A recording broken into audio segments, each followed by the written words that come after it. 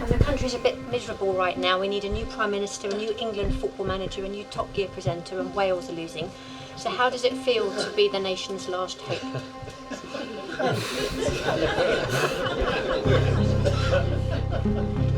It's not that bad, is it? Well, at 20 minutes to 5, we can now say the decision taken in 1975 by this country to join the common market has been reversed by this referendum to leave the EU. The drop in the pound against the dollar is huge. I believe it's a 30-year low. This is a decision that will affect future generations. Game, set, and that's it. We just don't know what out looks like. It's an historic day. I mean, I don't even want to think about the negotiations that go into it now for you guys. There's going to be years of negotiations. No one, I don't think, really knows what's really going to happen. It's a bad week for Britain, bad week for the UK.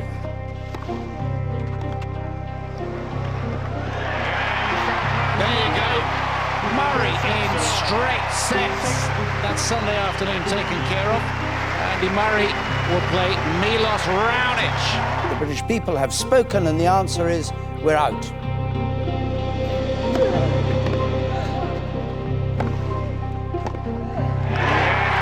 there. Straight sets again. Wimbledon champion again. A supreme performance. A first-class tournament. Andy Murray.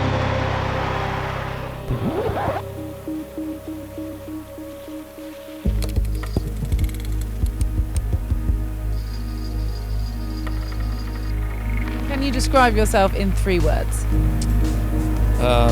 Boring, unfunny, and miserable. I think the whole handling the media thing was probably the hardest thing for all of us to manage. It was all sorts of things. His voice is boring, he never smiles, he swears on court, his hair's a mess, he doesn't shave, his clothes are too big, he's too skinny. There was just like, it was just constant. It was like he could do nothing. Why doesn't he smile more on court? Who smiles on court? He's at work. He's serious about what he does. There is part of you that can look back now and say, of course you want them to try to be engaging and interesting and build a profile. But actually at that age, all they care about is what they do on the court. I think it's hard for him to read it, but it's hard for all of us to read that, because you're thinking, oh, he's just a kid and he's trying his best. And of course we all learn best from our mistakes and our defeats and all the rest of it. And he was really good at learning from mistakes. I wonder whether she'll get a reply. An English kid won the US Open Juniors. Scottish. What happened to the rest of The Scotland-England football comment, which was a fun sort of throwaway line in a conversation with Tim, that created massive problems for Andy for many years, and people suggesting that he was anti-English, which was just absolute nonsense. He was saying, my girlfriend's English, my grand's English, it's like, I live in England. It's like, it was just nonsense, but it haunted him for many, many years, and it made him guarded. It's Nadal again. He rips the heart out of Murray. And he's been so close. I mean, how many times can he have his dream taken away?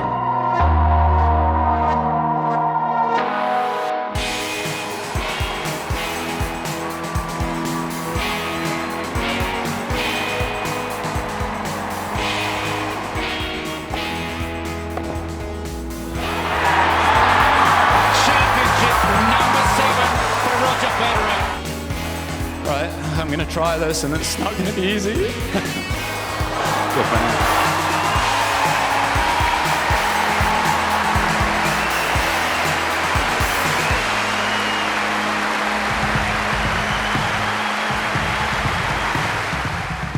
You just have to learn as you go along, and he's always been very good at dealing with adversity and learning from mistakes.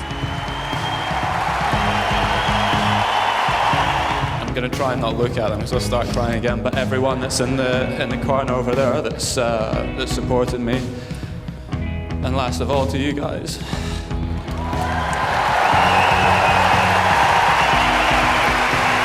The support's been incredible, so thank you. You can be very proud, Andy Murray.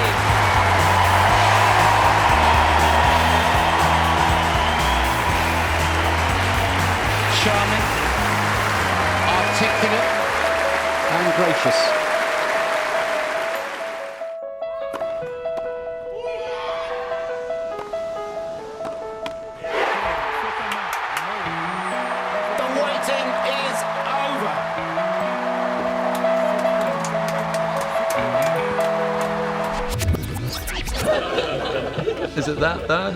Yeah, it's pretty bad. Thank you, everyone. You're our last hope, Andy.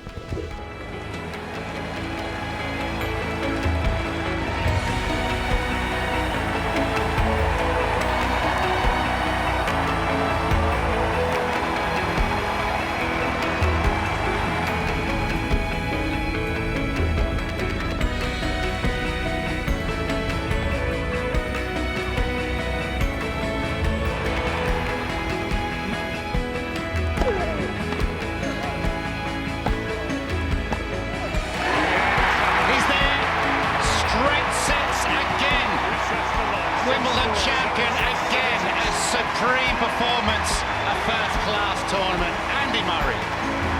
Andy Murray is an absolutely crucial figure in British tennis, arguably the greatest player we've ever had. Prime Minister of the country as well here